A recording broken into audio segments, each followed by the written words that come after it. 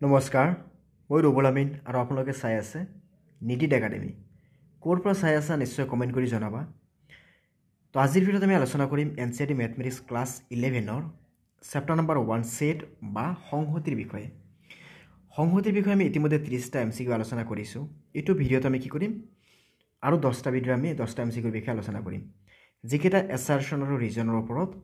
বহুত ইম্পৰ্টেণ্ট হয় আমাৰ আগন্তুক পৰীক্ষাৰ বাবে সো তোমালোকে ধুনীয়াকৈ ভিডিঅ'খিনি চাই থাকিবা আৰু কনসেপ্টখিনি বুজাৰ কাৰণে চেষ্টা কৰিবা কিবা ডাউট থাকিলে নিশ্চয় কমেণ্ট বক্সত জনাবা তো পোনপ্ৰথমে আমি নিয়মটো শিকিব লাগিব যে এছাৰশ্যন ৰিজনৰ মানে আচলতে থাকে কি বা কেনেকুৱা ধৰণৰ প্ৰশ্ন হ'ব পাৰে এছাৰশ্যন আৰু ৰিজন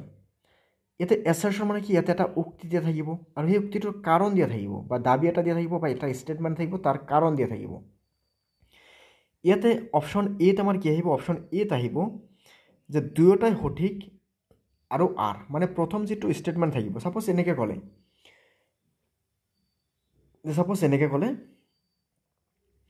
যে 1 মই সাপোজ এনেকৈ ক'লে যে 3 5 এটা মৌলিক সংখ্যা যে সাপোজ এত ক'লে যে 3 5 এটা মৌলিক সংখ্যা যে 3 আৰু 5 এটা কি মৌলিক আৰু দ্বিতীয়তে ক'লে ৰিজনত এনেকৈ ক'লে যে যিবোৰ সংখ্যাৰ কেৱল দুটাই উৎপাদক থাকে যে 1 আৰু সংখ্যাটো নিজেই তেতিয়া তাক মৌলিক বুলি কোৱা হয় তেতিয়ালৈ চোৱা ইয়াতে প্ৰথমটো কি কৈছিল সত্য কৈছিল দ্বিতীয়টো সত্য লগতে কি কৈছে প্ৰথম লাইনক বা এছাৰশ্যনক এক্সপ্লেইন কৰিছে ইয়াতে তেতিয়ালৈ আমাৰ সেই ক্ষেত্ৰত কি হ'ব যে দুয়োটাই সঠিক বা শুদ্ধ আৰু আৰে কি কৰিছে এক সঠিকভাৱে ব্যাখ্যা কৰিছে মানে এক্সপ্লেইন কৰিছে নেক্সট যদি আমাৰ কেনেকুৱা দিয়া থাকে যে কিছুমানত কি কৰিব যে প্ৰথমটো সত্য থাকিব দ্বিতীয়টো সত্য থাকিব কিন্তু প্ৰথমটোক এক্সপ্লেইন দ্বিতীয়টো ৰিজনে নকৰিব তৃতীয় ক্ষেত্ৰত আপুনি ক'ব পাৰে যে এছাৰশ্যনটো সঠিক কিন্তু ৰিজনটো ভুল নাইবা এছাৰশ্যনটো ভুল নাইবা ৰিজনটো শুদ্ধ এনেকুৱা হ'ব পাৰে এই চাৰিটা অপশ্যনে থাকিব আমাৰ চবতে তো আমি অপশ্যনকেইটা লিখা নাই জাষ্ট কুৱেশ্যনখিনি আমি লিখিছোঁ ইয়াতে হা তো চোৱা আমি মনত ৰাখিম ইয়াতে কেইটা অপশ্যন আছে আমাৰ চাৰিটা অপশ্যন কি আছিল এটা এ এটা বি এটা চি এটা ডি ইয়াত কি আছিল দুয়োটাই শুদ্ধ আৰু কি কৰিছে এক আৰে এক্সপ্লেইন কৰিছে দ্বিতীয়টো কি আছিল দুয়োটাই শুদ্ধ কিন্তু এক আৰে এক্সপ্লেইন কৰা নাই তৃতীয়টোত কি আছিল প্ৰথমটো শুদ্ধ দ্বিতীয়টো ভুল আৰু চতুৰ্থটোত কি আছিল প্ৰথমটো ভুল দ্বিতীয়টো শুদ্ধ ওকে যে প্ৰথমটো ভুল দ্বিতীয়টো শুদ্ধ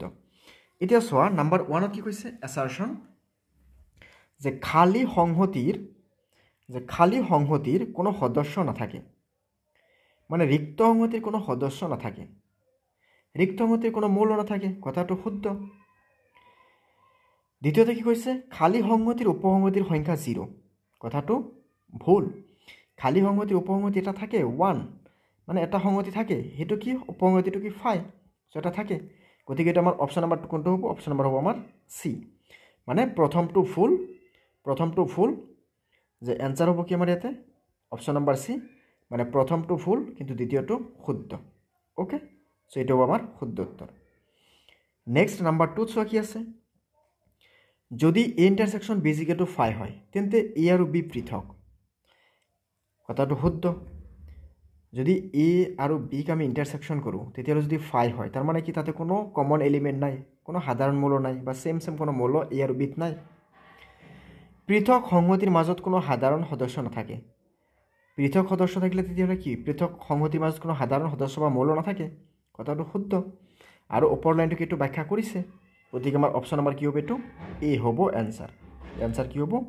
এ হ'ব অপশ্যন নম্বৰ এ ওকে নেক্সট নাম্বাৰ 3 চোৱা সংহতি এ হৈছে x such that x ঋণাত্মক পূৰ্ণ সংখ্যা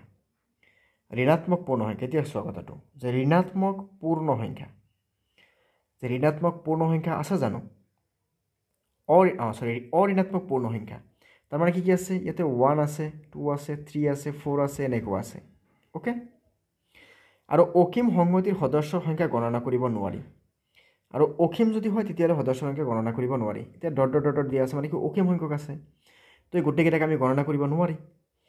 এতিয়া কোৱা হৈছিল যে x such that x হৈছে এটা অঋণাত্মক পূৰ্ণ সংখ্যা অসীম সংখ্যতি এটো অসীম কথাটো শুদ্ধ অসীম কিয়নো ইয়াতে আমি সদস্য সংখ্যা গণি কৰিব নোৱাৰি গতিকে প্ৰথমটো দ্বিতীয়টো এক্সপ্লেইন কৰিছে তো অপশ্যন নম্বৰ কি আহিব ই আহিব তেতিয়ালে আমাৰ এনসাৰ হ'ব কি অপশ্যন নম্বৰ এ বুজি পাইছা যদি তেতিয়াহ'লে নিশ্চয় কমেণ্ট কৰি জনাবা ভিডিঅ'টো পজ কৰি কিনে আৰু যদি বুজি পোৱা নাই তেতিয়াহ'লে নিশ্চয় কমেণ্ট কৰি জনাবা পৰৱৰ্তী ভিডিঅ'ত আমি আৰু ডিটেইলছত আমি ডিছকাছ কৰাৰ কাৰণে চেষ্টা কৰিম অ'কে তো নেক্সট নাম্বাৰ 4ত কি কৈছে এ ইউনিয়ন বি ইকুৱেল যদি ইউ হয় তেতিয়া এ আৰু বি পূৰ্ণ সংহতিটোৰ উপসংহতি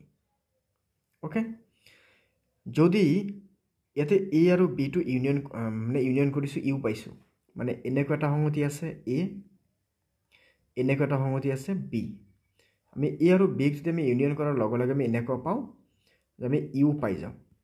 তেতিয়াহ'লে কি এই বাহিৰত কোনো মৌল নাই এই বাহিৰত কোনো মৌল নাই মানে যিমান মৌল আছে ভিতৰতে আছে চাপ'জ 1 2 3 4 5 এনেকুৱা আছে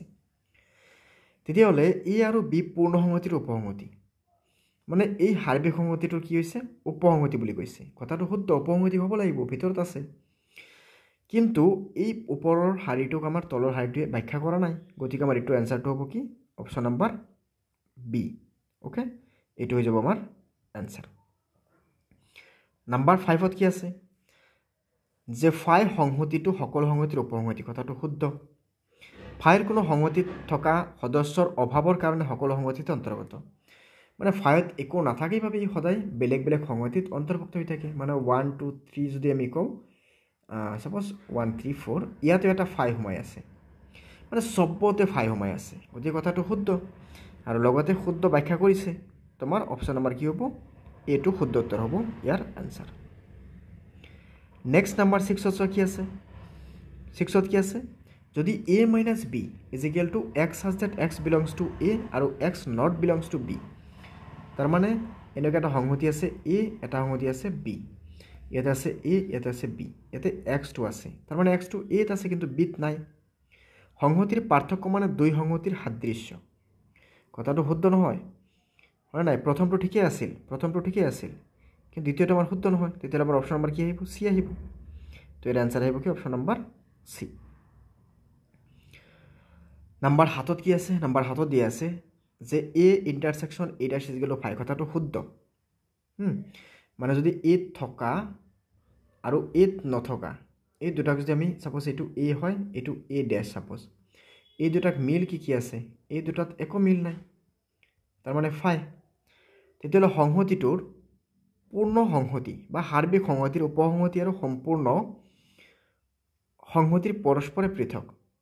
মানে সংহতিৰ পৰস্পৰ তেতিয়া পৃথক থাকিব লাগিব কথাটো হয় পৃথক যদি নাথাকে তেতিয়াহ'লে কি নহ'ব আমাৰ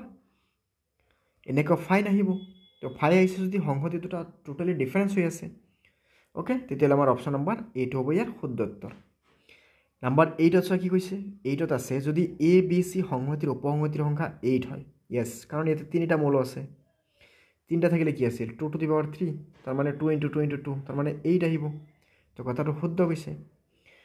এটা সংহতিৰ উপসংহতিৰ সংখ্যা কিমান হয় 2 টু দি পাৱাৰ n য'ত n এটা সদস্যৰ সংখ্যা বা মৌল সংখ্যা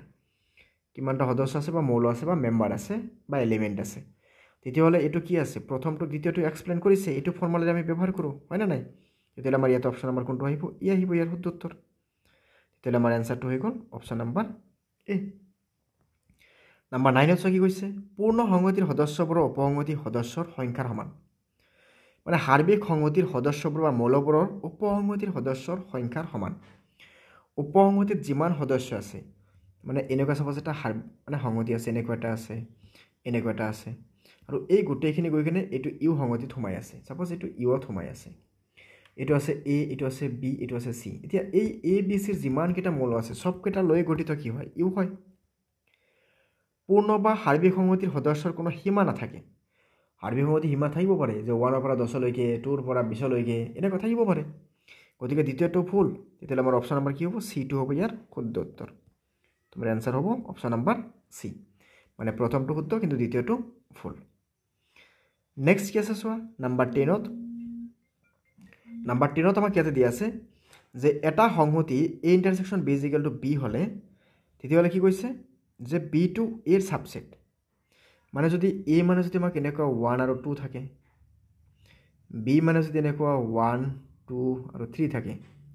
তেতিয়াহ'লে A ইণ্টাৰসেকশ্যন যদি আমি B কৰোঁ তেতিয়াহ'লে আমি কি পাম এতে 1 আৰু 2 পাম ওকে তেতিয়াহ'লে 1 আৰু 2 পাম কিন্তু যদি এতে B থাকে এটো যদি B বুলি A বুলি কওঁ এটো যদি আমি B বুলি কওঁ তেতিয়াহ'লে ইয়াত আমি দুটা ইণ্টাৰছেকশ্যন কৰিলে আমি কি পাম 1 2 পাই আছোঁ তাৰমানে কি বিটো এত সোমাই আছে কথাটো শুদ্ধ এটা সংহতিৰ সমষ্টি অন্য এটা সংহতিৰ উপসংহতি হ'লে সাদৃশ সংহতিটোৰ উপসংহতিৰ সমান যে এটা সংহতিৰ সমষ্টি মানে একলগ কৰাৰ পিছত সংহতিটোৰ উপসংহতি হ'লে বেলেগ এটা সংহতিৰ যদি উপসংহতি হৈ যায় তেতিয়াহ'লে সাদৃশ সংহতিটোৰ উপসংহতিৰ সমান হয় কথাটো শুদ্ধ তেতিয়াহ'লে ইয়াতে কি কৰিছে এক্সপ্লেইন কৰিছে সো আমাৰ এনসাৰ হ'ব অপচন নাম্বাৰ এ ঠিক আছে সো এইটো হৈ যাব আমাৰ অপচন নাম্বাৰ এ তো আমি বুজি পালোঁ আমি এইটো ভিডিঅ'ত আমি এছাৰশ্যন ডিজাইনৰ ওপৰত 10টা কুৱেশ্যন সলভ কৰিছোঁ পৰৱৰ্তী ভিডিঅ'ত আমি আৰু 10টা কুৱেশ্যন লৈ আহিম ওকে সো আমি আকৌ লগ পাম পৰৱৰ্তী ভিডিঅ'ত ধন্যবাদ